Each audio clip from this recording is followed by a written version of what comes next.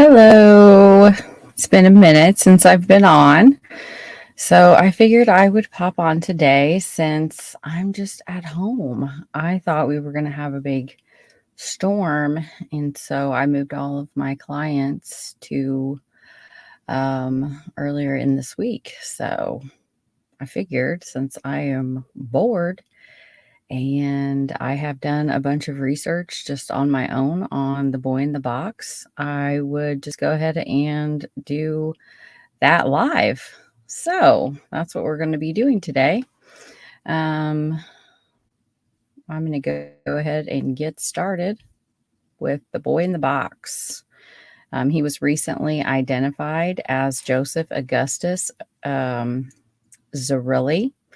and that was done with the help of Identifinders International with Dr. Colleen Fitzpatrick and Misty Gillis, who I have linked in this video. The interviews that Hughes Investigates did one is with just Misty Gillis, and then one is with Dr. Colleen and Misty.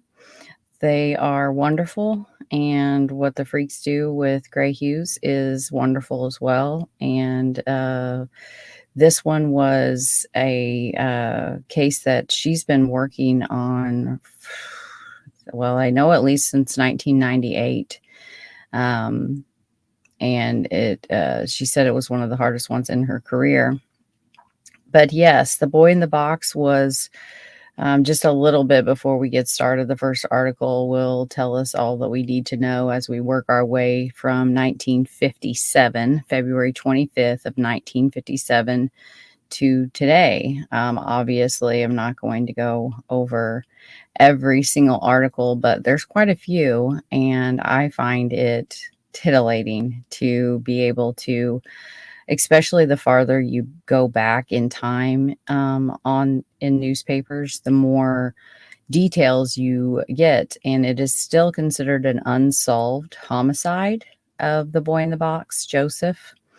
And maybe there's some clues that we could uncover now with knowing the name from researching through newspapers. Obviously, with having the surname Zarelli, there are lots of avenues that can be researched, such as, just a good old-fashioned white pages, newspapers, ancestry, all the different types of newspaper. Newspapers.com is one of many. It's expensive, so I just have the subscription to the one. But I'm going to go ahead and get started.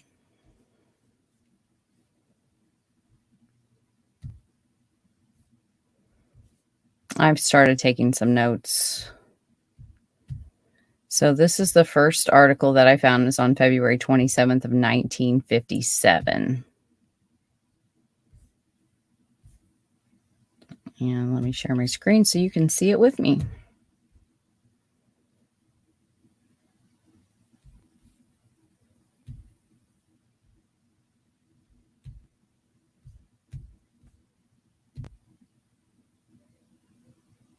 Okay.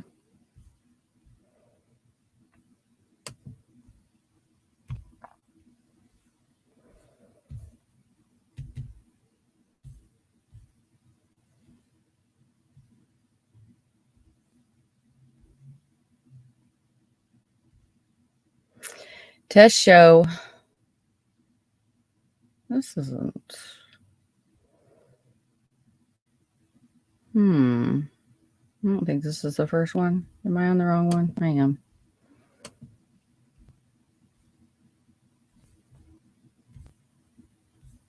And this is the wrong page. All right, here we go.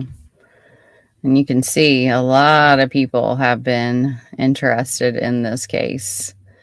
Probably a lot of new ones. Okay.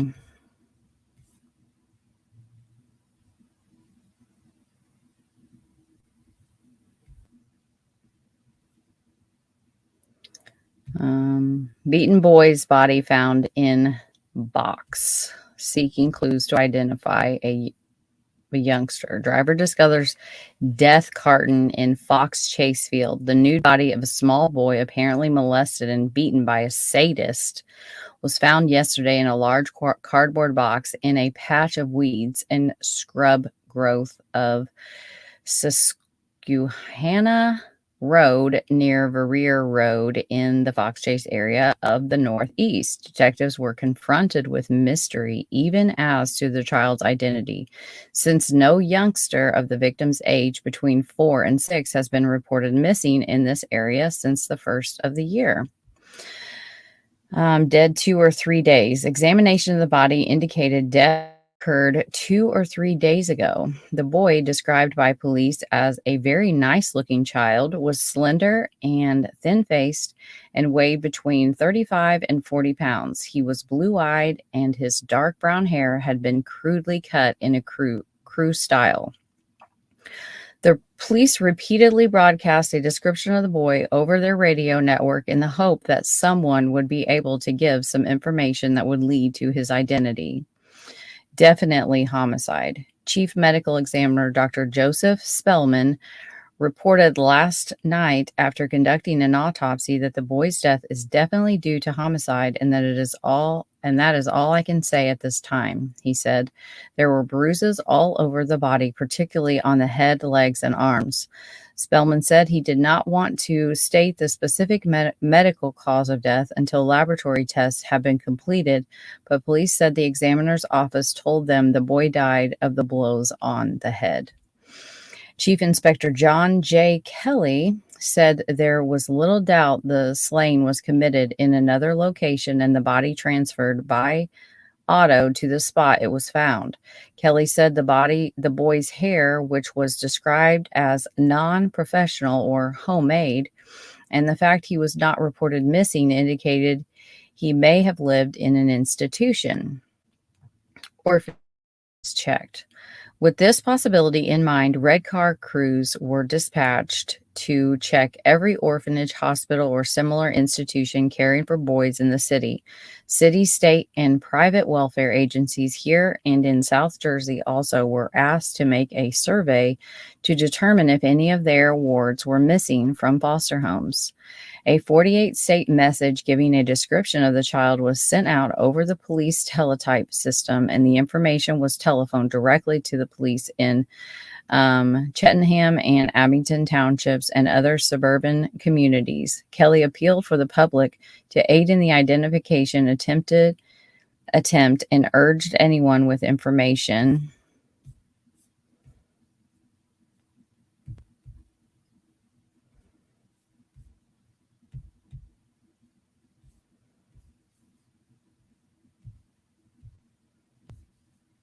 They're not going to let the lines go away. Jeez.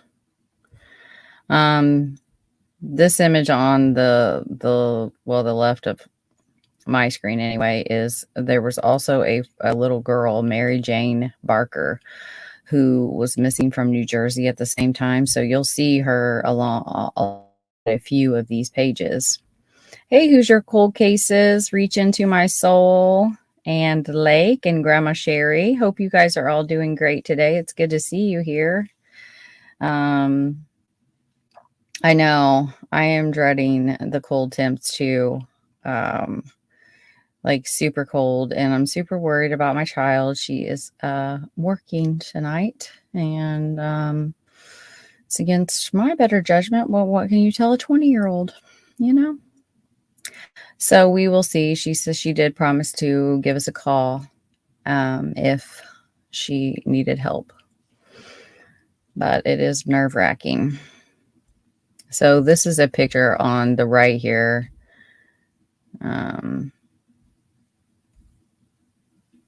Of the scene where the boy in the box's body was found. So body of beaten boy found in a box here. Identity is unknown. That's going to be annoying because people, I don't know how to, usually just gets rid of it. There we go. To contact City Hall immediately. The body was wrapped in a faded plaid blanket and had been torn in halves. It lay face up in a corrugated box, the markings of which shown it originally had been used for shipment of furniture, but gave no indication of the store or company from which it came. Plaid cap found. Patrolman Gerald Bloomberg and Samuel Cohen, who had been sent to the scene at the order of Sergeant Edward Honeyman, when he received a call from Homicide Detectives Headquarters at City Hall, discovered the body at 10:40 a.m. Within half an hour, the area was swarming with homicide men, district detectives, and policemen seeking clues. The first found was an adult-size Ivy League type plaid cap. It lay about 30 feet from the cardboard box. It was noticed and reported to homicide detectives by Frederick Bonis, 26, of 2013 Lansing Street, a junior at LaSalle College, who said he first saw the box on Sunday and thought the figure inside it was a discarded doll.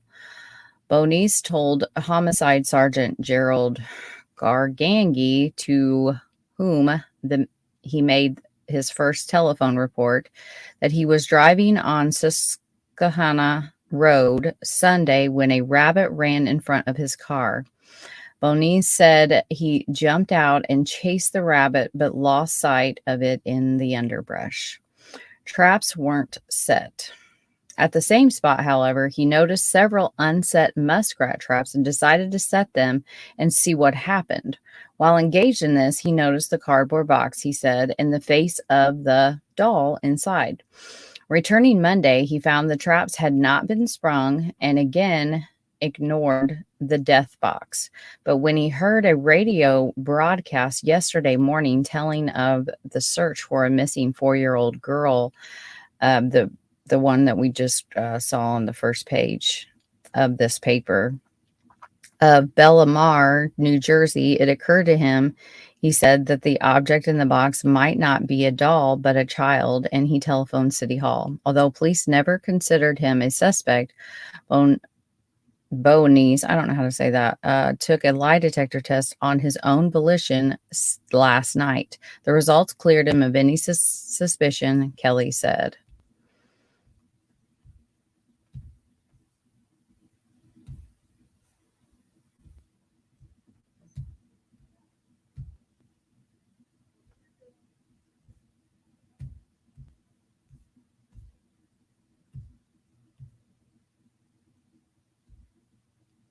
Barbers give clue to boy. Oh, this is continued from the first page.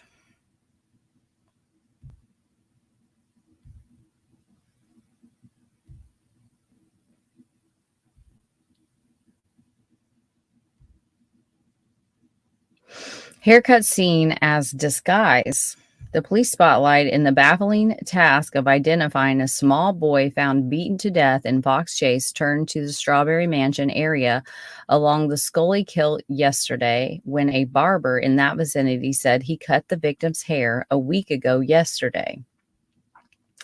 Max Schellinger, whose shop is at 3208 West York Street, Side Squad Captain David Roberts, he was almost positive that an enlarged picture of the blonde, blue-eyed victim shown him at City Hall was that of the small visitor to his establishment, confirmed at morgue. His identification was so positive that Roberts at once took him to the morgue.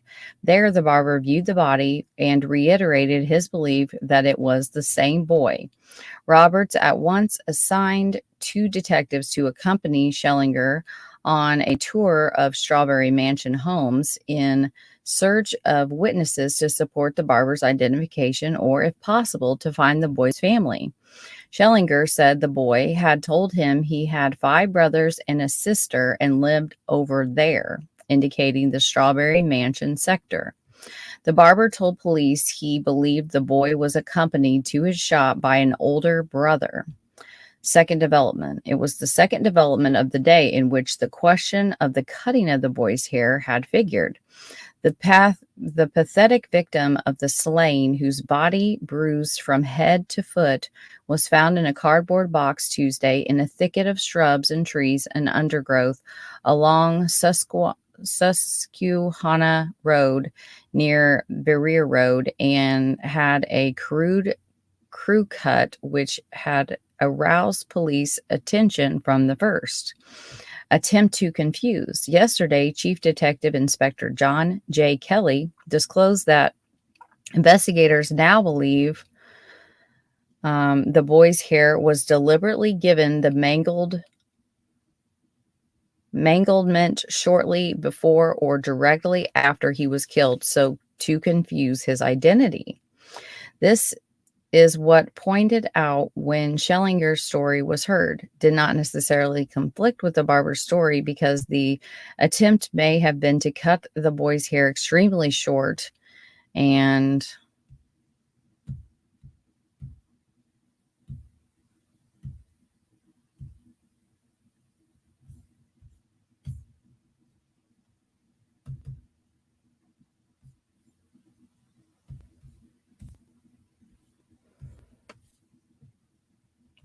change the style in which he customarily wore it. Clippings on the body. Kelly said the basis for belief that the boy's hair was cropped around the time of the killing was the finding of bits of clipped hair, obviously his own, all over the nude body. There was no way of determining whether the clipping was done before or after death, but Kelly said it was almost certain it was done while the child was unclothed. The extent to which it was distributed was too great to support the theory that the hair had slipped down around his collar. If the new theory is correct, Kelly said, the boy's hair probably was usually much longer, giving a different appearance to the contours of his face and neck. Two other possible leads engaged the attention of investigators on the case yesterday. The absence of queries from either families or police in the area continued to mark that Inspector Kelly described it as strange. So we have a little boy not reported missing. No one is inquiring as far as families go. His hair is crudely cut, and I'll show you some pictures of it here in a little bit. And there's hair clippings found on his body, which does support that it was cut. And a barber would definitely be able to tell that those were fresh, and that his body was submerged in water due to puckering. That's what the paper said. So just some clues to what happened to him just prior to his death. And hopefully this information will help arouse someone's memory from back then. Early in the day, the search for the clues spread to Barrington, Rhode Island, where police learned a young mother and her 6-year-old son had been reported missing since they left ostensibly in Florida on February 19th. Captain Roberts disclosed that prints of the dead boy's foot have been sent to Barrington police to be checked against those of missing youngster there, along with a picture of the slain boy. The mother of the Barrington boy was estranged from her husband. Robert said her son, though a blonde and of about the same height as the dead boy, I'm just going to go ahead and stop reading this because it didn't end up being that boy. There was another query from Trenton. Another child who vanished and didn't end up being that boy, obviously. Shoes at the scene. So they found a pair of size 1 black shoes, and they were found very along the stretch of road there, the Susquehanna Road. And but when they matched them up, they were way too large for the little boy. The blanket. Even as new leads were being checked, detectives and police continued with the grueling detail work of running down information from their first clues, including the torn blanket in which the murdered child's body was wrapped and the corrugated cardboard box that served as his gruesome casket. The blanket, a faded, nondescript affair of plaid and Indian-style design, torn in half and with a strip carefully ripped from one of the halves as if to remove some identifying mark, was still the basis of a conjecture that the child might have been an inmate of an orphanage or a shelter for mentally R word. Back in these days, it was very common to use that word. Obviously, it is not now. And I actually found an article that was chastising people for using the word brain damaged instead. Just you find a lot of interesting things about how far we have progressed as humans, through history of newspapers. It is of the size used on cots in the institution. So we have a nondescript blanket. It's plaid. Later we'll find out the colors of the blanket, and it has plaid and diamond shapes on it. And it is roughly the size that the local orphanages back in those days, and literally up until I want to say into the mid 90s, children with mental capacity, like that were of diminished mental capacity, or they were not raised in the home. Not a lot. I know my aunt was, until my family moved here, and then she was institutionalized like a partial day, which was great. But we used to go and volunteer at children's homes in Danville, Indiana.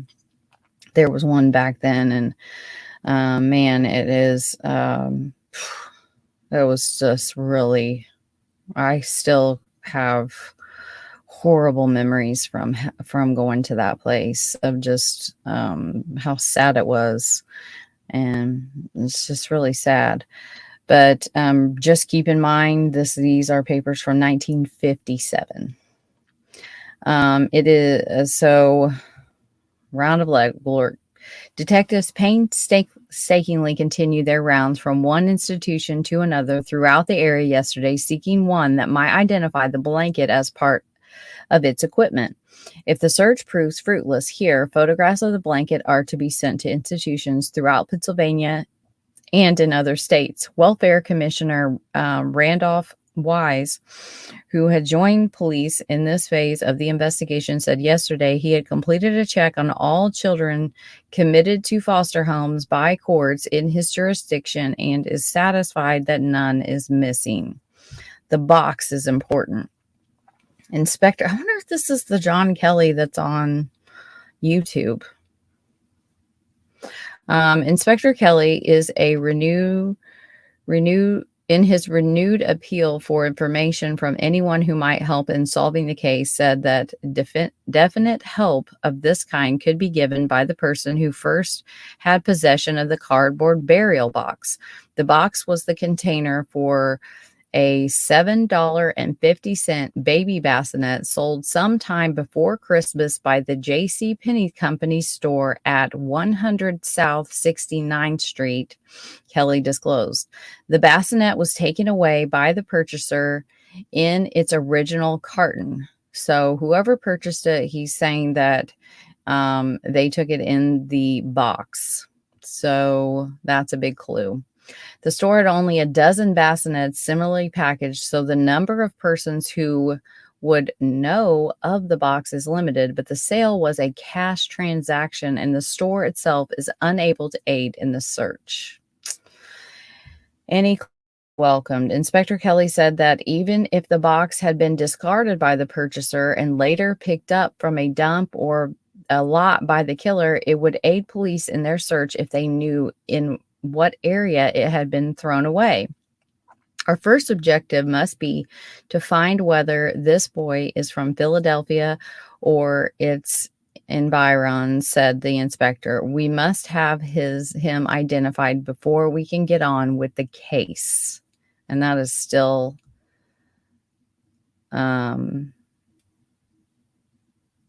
where we're at today.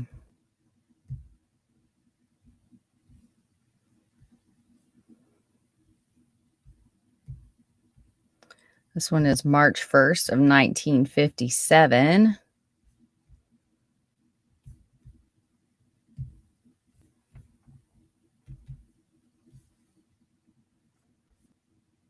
Nope, already read that one.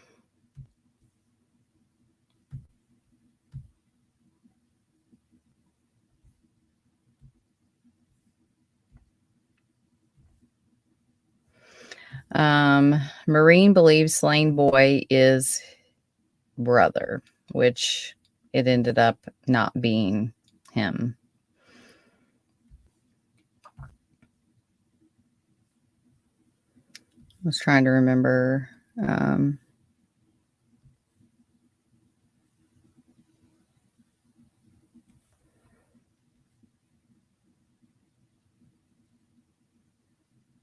Yeah, there wasn't anything in that one.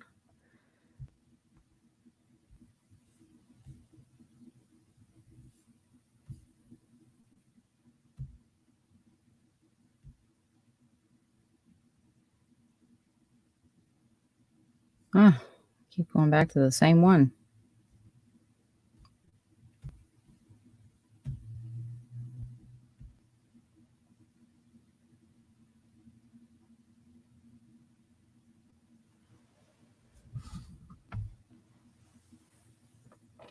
I need to get this plugged in before it dies on me.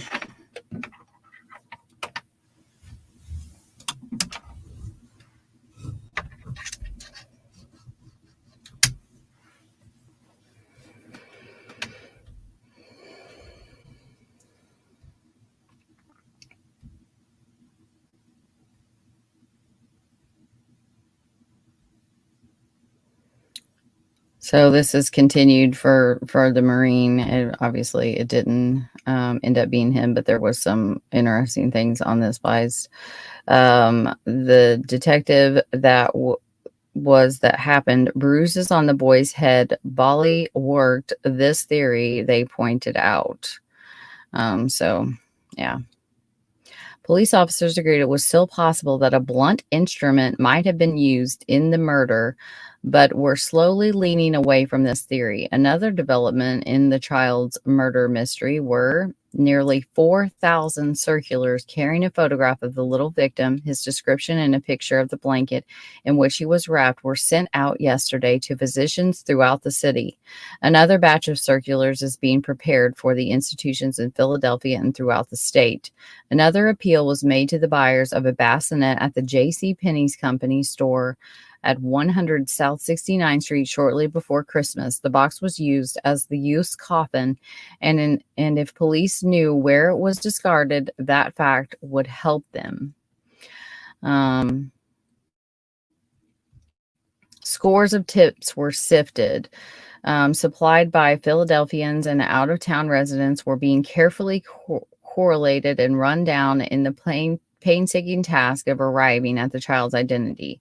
Detectives from all 6 divisions, including 2 from the Juvenile Aid Bureau, have been assigned to the case and providing one of the largest investigation forces here on a single crime in many years. Inspector Kelly and Captain Roberts pointed out yesterday that an autopsy attributed death to subdural swelling caused by the exertion of pressure on the skull, maintaining that a blunt instrument could bring about such a fatal swelling. The police officials said they are leaning towards the theory that a powerful grip on the boy's head caused his death. That is so horrible.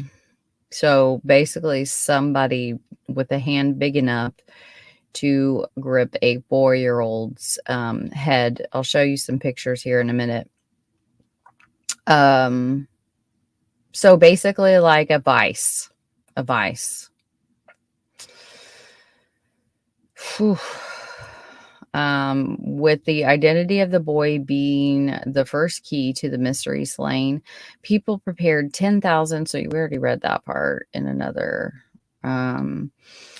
corner of the circular is a photograph of the torn blanket in which the body was wrapped. Details tell of other identifying marks on the body and where the body was found. The body of the boy was in the box, which was found in a thicket.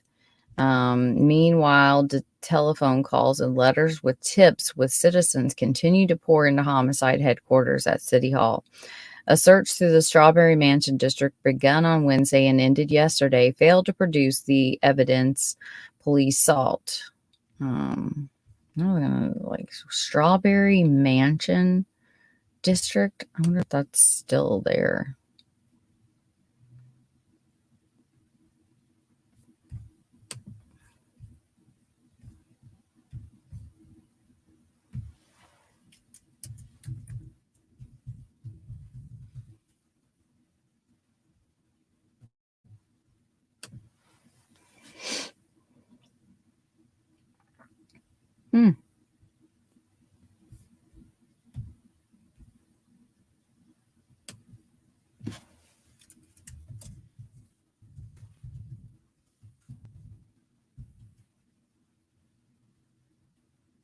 What was this one related to?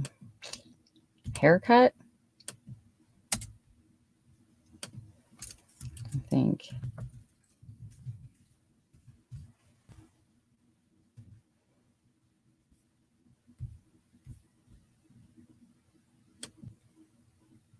Hey, Verbal Judo, how are you?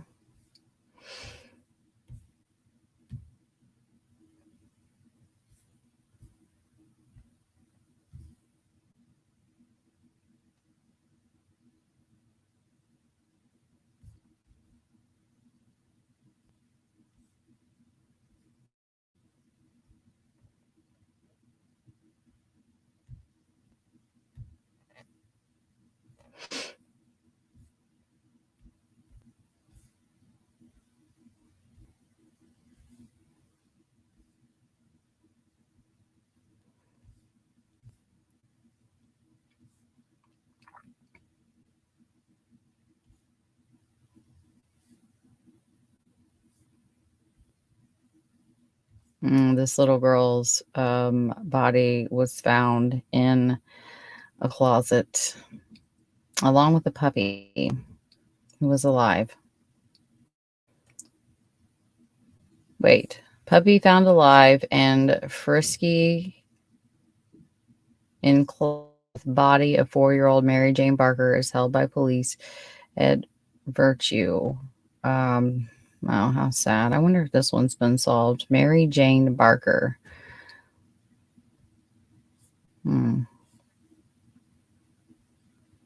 Otesho boy was put in water before murdered. So it means to me like somebody, okay, so he's nude. If his body's in water, it seems likely like the possibility that maybe during a bath,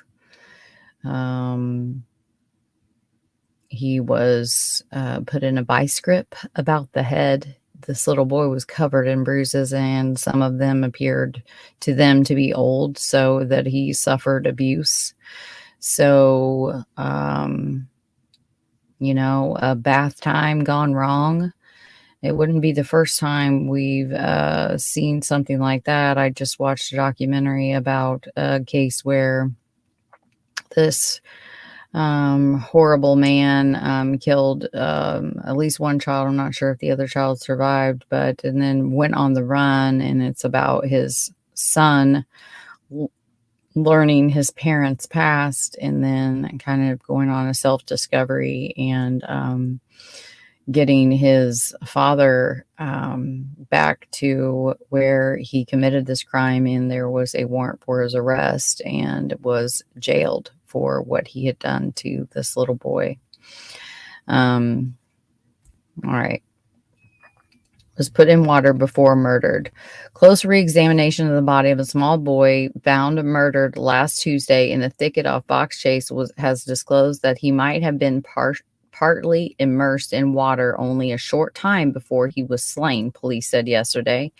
Chief Detective Inspector John J. Kelly divulged this new finding yesterday, adding that police had not yet been able to relate it to other clues at hand, but believed it might lead another step toward solution of the crime.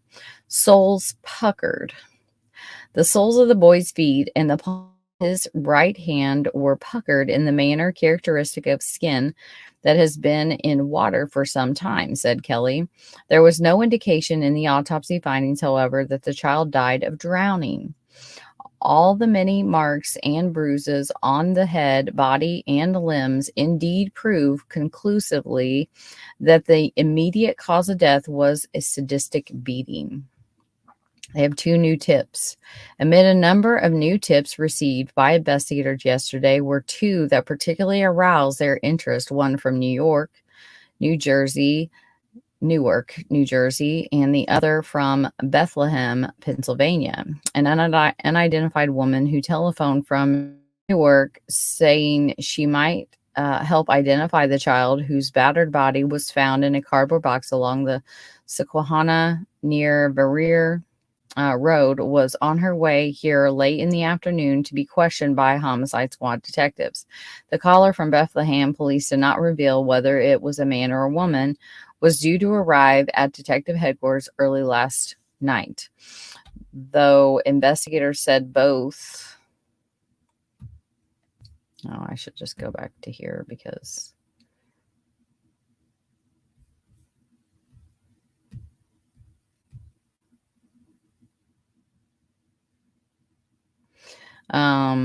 tips seemed promising. A department spokesman conceded that the first business of the probe into the child's death, the identification, was effectually stymied so far.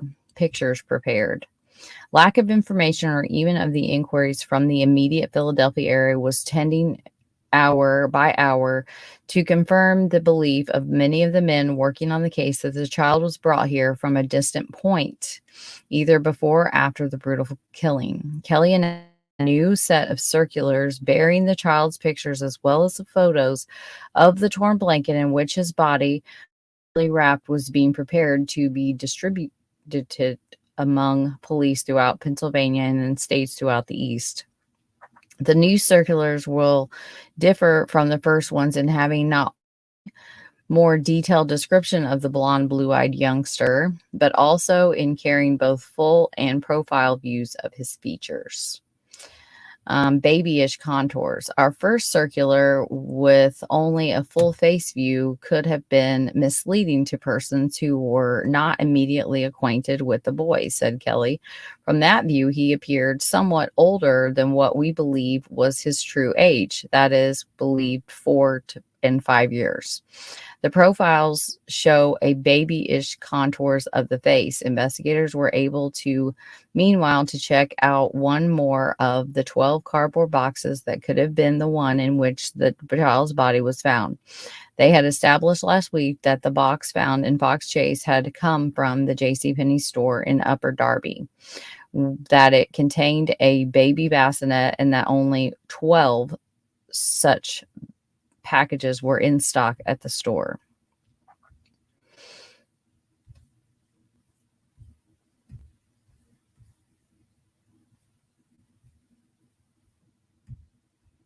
September 14th, 1957.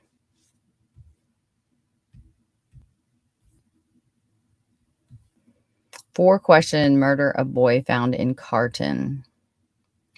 A mass raid Thursday night on a farm near Horsham netted 4 persons who were questioned until 4 a.m. yesterday. Murder of an unidentified boy whose body was found in a cardboard box last February in Fox Chase. Carried out by state Montgomery County in Philadelphia. The raid was made as a result of information given to Montgomery County District Attorney Bernard D. Joseph by an unidentified woman. All are arrested. All of those questioned were released, and D. Joseph said he felt they told him a straight story and that it was nothing to get concerned about at this time. However, De Joseph, while refusing to disclose the leads given him by the informant, insisted that the case was still open and that his investigators would continue to work on the case. Meanwhile, it was learned the informant identified the section of blanket found in the box with the murdered boy. It was not learned how the blanket was linked to the farm. Location was kept a secret. The exact location of the farm and the identity of the 6 persons living there was not disclosed. DeJoseph said they were young and that none of them was related. DeJoseph said the raid also produced a photograph of a young boy similar in appearance to the dead child. He said he had not yet identified the boy in the picture. At the scene of the raid with DeJoseph was Police Commissioner Thomas Gibbons, Homicide Squad Captain David H. Roberts, State Police Lieutenant George Sawyer, and squads of plainclothes and uniformed officers.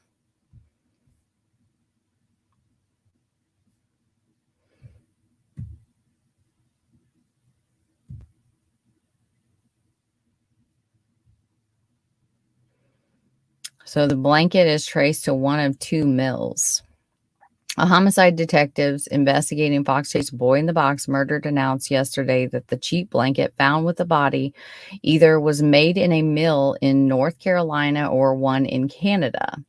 Chief Inspector John J. Kelly said the new lead was a step in the right direction toward solving the murder of the youngster who was unidentified after 17 months. The victim, about 4 years old, was found in a cardboard carton in a thicket off Susquehanna, Hannah Road, and Veer Road. Kelly said investigators hoped to establish which of the 2 mills manufactured the cotton flannel blanket and then in what area it was sold. The blanket, and with diamonds and blocks in green, rust, brown, and white, was chased through the cooperation of the Philadelphia Textile Institute, Schoolhouse Lane, and Henry Avenue.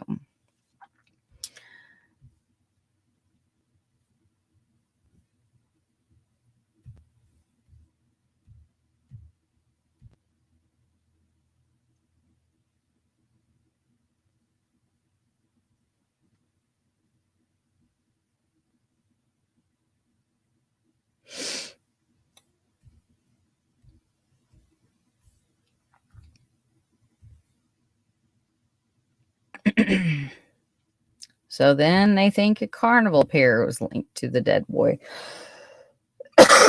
which turned out not to be the case. 4 children missing, a couple 10, which is crazy. 4 children of this couple's 10 children, only 3 are known to be alive. 3 others are certified as dead and 4 are missing. One of the dead children, Kenneth Dudley, who I thought it was interesting, where is it? Charles Augustus Dudley was the name. Obviously it's not the exact same name, and Augustus, I'm sure, is pretty similar to other names, but yeah, so Sheriff Hill said the Dudleys were with several carnivals that came through this area about the time the boy in the box was discovered on February 26th of 1957. The box was in an area of brushwood, northeast Philadelphia. The Dudley's children, and I'm not going to read those again. It's very sad. The Dudleys, when they were taken into custody in connection with the death of Carol Ann.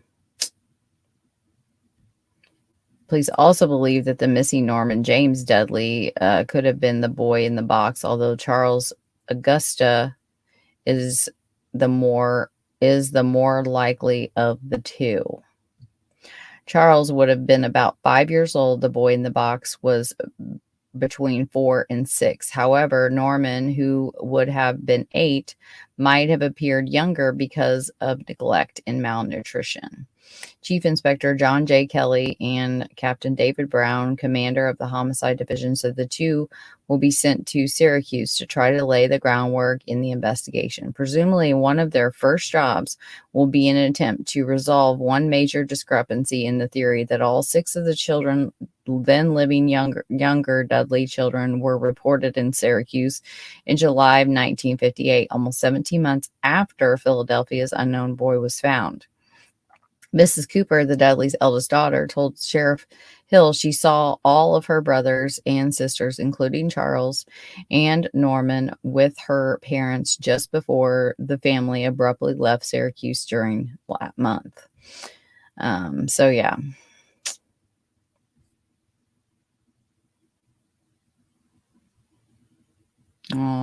Detectives saw some significance in the fact that Carol Ann's body was dressed in clothing bearing the JCPenney label, and the box in which the boy's body was found was traced to JCPenney's store.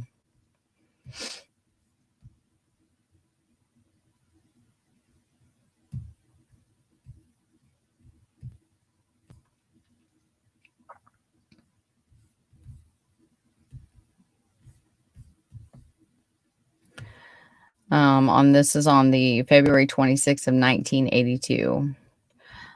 With Father of all consolation, from whom nothing is hidden, with those words, with the epistle of St. Paul, the Reverend Joseph Bowen opened a memorial service for the boy in the box, the dead child found a quarter of a century ago, but never identified. As Bowen spoke yesterday at the 25th anniversary of the discovery of the boy's body, a 4-man team from Philadelphia Police Department Homicide Unit worked to learn the identity of another unknown child, a 5 to 6-year-old black girl found in a trunk February 12th under the George Platte Bridge in South Philadelphia. That same team also was working a new lead in the still active case of the boy in the box. Homicide Captain Gerald Kane said police had gotten a call Tuesday night from someone with new information on the case. The information turned out to be correct. Police said this afternoon, but it concerned a different child, not the boy in the box, but someone else who was sent to live in a foster home in Bucks County some 25 years ago and is still alive. Kane said police periodically get calls about the boy in the box, although the case last made big headlines in 1957. The blonde, blue-eyed boy, thought to be old, was found February 25th, 1957 in a cardboard box in the dense thicket of Fox Chase. Surprisingly, police have received a single call about the girl found under the bridge in the 3 weeks since she was discovered. As a result, Kane said police still have very little known still to go on.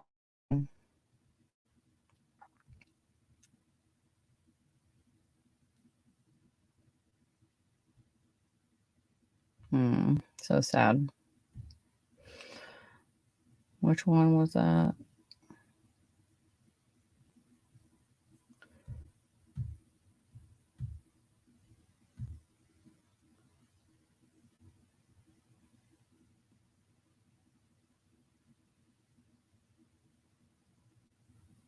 Poltergeist. Hi, Adam. How are you?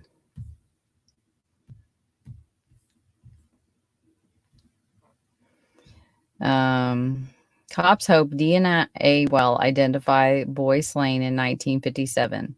For 41 years, the boy in the box had rested in his pauper's grave unidentified, his murder unsolved. Yesterday, in a final attempt to find his killer, police removed him from his solitary grave in a potter's field in northeast Philadelphia. They took his body to the medical examiner's office, where technicians will try to extract DNA from his remains.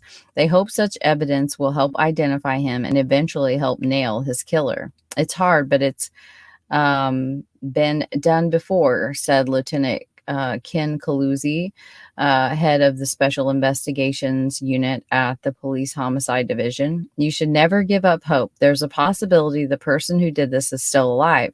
So we should do the best we can." It was the morning of February 25th, 1957, when police responded to the report of a doll in a box. They found the boy, who was 4 to 6 years old, in a cardboard box in a trash-strewn lot off of Susquehanna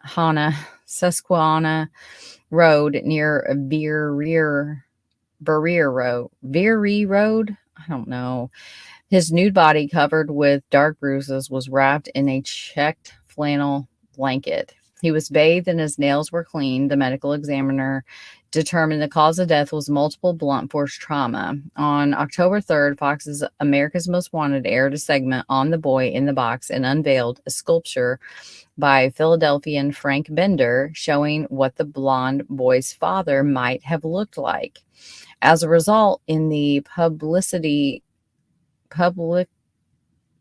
homicide investigators received dozens of tips, Coluzzi said. Although none of them has panned out, investigators decided to exhume the body to try to extract DNA.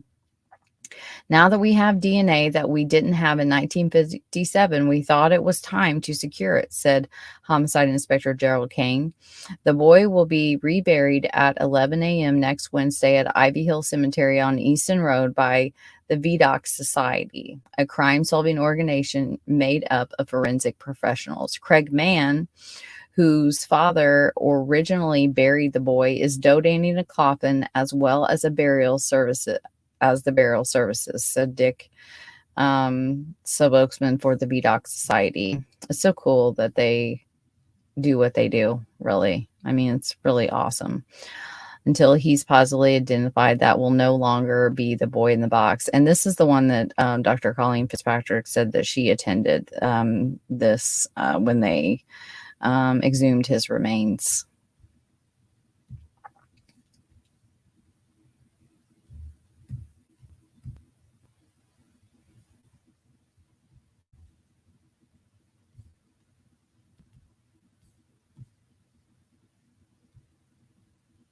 The young boy, between 3 and 5, had been placed in a large cardboard box with care. His hair was freshly cut and nails neatly clipped. He had been bathed recently and his arms folded across his chest before his lifeless nude body was carefully wrapped in a blanket. That was the macabre sight greeting the investigators that I accompanied into the woods off of Susquehanna Road. Oh my God, I'm not saying that again. 42 years ago, and the beginning of the mystery of the boy in the box that endures to this day. Regrettably, it is a mystery that a generation of investigators may take to their own. One of those investigators was Remington Bristow, who followed us to the scene on that blustery late winter day and became obsessed with who the youngster might be, how he died, and how he ended up in a large cardboard box. Rem Bristow had seen countless murder victims in his 19 years as an investigator for the medical exam office. He was a master at attaching names to people who had gone to their maker without an identity. He retired in 1975 after pursuing thousands of leads about who the boy might be. All but one were dead ends. Bristow kept coming back to one family who he felt might have known about the boy, but he was unable to develop the lead. Bristow acknowledged that there were bruises on the boy's forehead, but felt the child's death was natural or accidental, not a homicide. Whoever put the boy in the box may have been poor given the shabbiness of the blanket and may have been frightened away while looking for a place to bury him.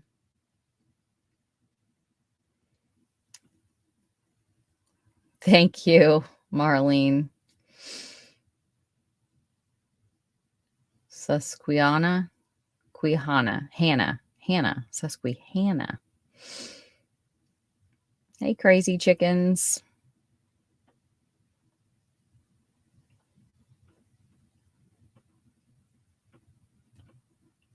Yeah, for sure, Aspen. And may have been frightened away while looking for a place to bury him. I don't know if I really agree with this guy. There was a show of love. What? Not disrespect, he said, of the careful manner in which the boy was laid out. I don't know. 6 months to the day he was found, we buried the boy in a small plot, grave 191 at the city cemetery in Parkwood, section of the far northeast. For years, it was the only one with a tombstone, paid for by Bristow and the other investigators who worked on the case. Oh, Heavenly Father, bless this unknown boy, the tombstone read. It was a very sad occasion, Bristow said of the burial. The hardest thing in the world is to bury a child, no matter how tough we were. What we saw during the course of our jobs when it came to burying the child, we all had a weak spot. Police continued to pursue leads. The boy's body was exhumed in November for DNA tests following a segment about the child on the America's Most Wanted television show, and we reburied him in Ivy Hill Cemetery in Cedar Brook. May the boy in the box rest in peace.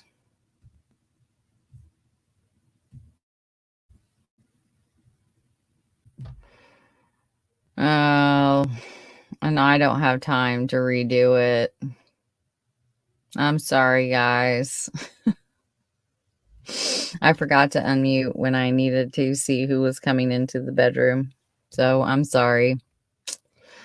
Oh, well, you win some, you lose some. Thank you, Aspen, for the super chat to let me know that I have been doing this for naught.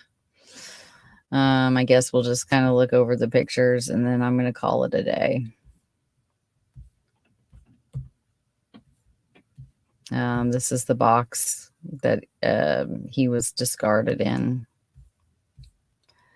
So horrible. This is the flyer, and you can see the blanket there. The pattern on the blanket. And the little boy. So sad.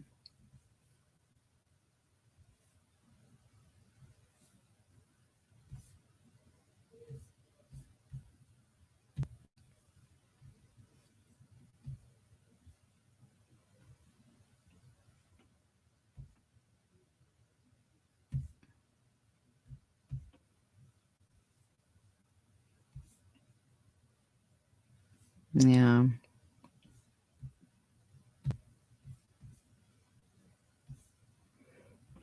And then there is this is just some of my research I did on trying to find the Zarelli in that area. But I'm not going to go into that since in the press conference, they did say that they didn't want it. Yeah, it was me. Your lip reading skills. Yeah, no, that's my fault. I totally forgot to unmute myself and I was just reading and you can't see chat when you're reading. So yeah. All right, guys, I'm going to call it a day. Thank you for being here in spite of my no audio. I may go live later on tonight, but no promises. It was my intention, and I don't know. I'm just having like a bad day. I'm just like, I feel off. I don't know if you ever have that where you're just like, I don't know. It's just been a lot lately. I've just been kind of taking a step back from true crime. I had a great vacation and just kind of needed a break from not necessarily the bringing the awareness and, like that part that, you can do your part to try to make a difference in the world for the greater, but just all the other BS that goes on and just like all the shit that doesn't matter just can get overwhelming, and then you just get like I don't know. You just need a break. And clearly, I still do need a break because I know that I've been off today, regardless of the muting myself. But I wanted to kind of have like a little Christmas toast.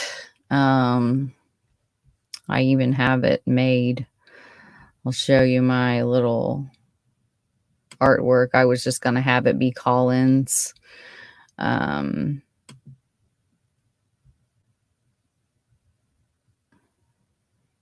who knows where that is? Tell you what.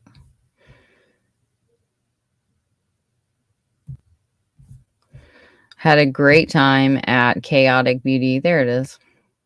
Yeah. So it's just going to be Collins and a Merry Christmas toast like late tonight.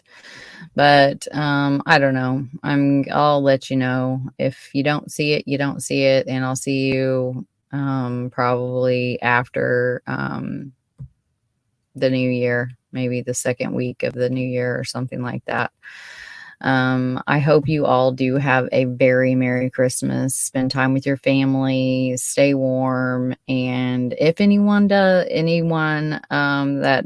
interested in doing a Merry Christmas true crime YouTube creator, non-creator toast tonight, later on tonight, send me a message or send me an email, coldtruthpodcast@gmail.com.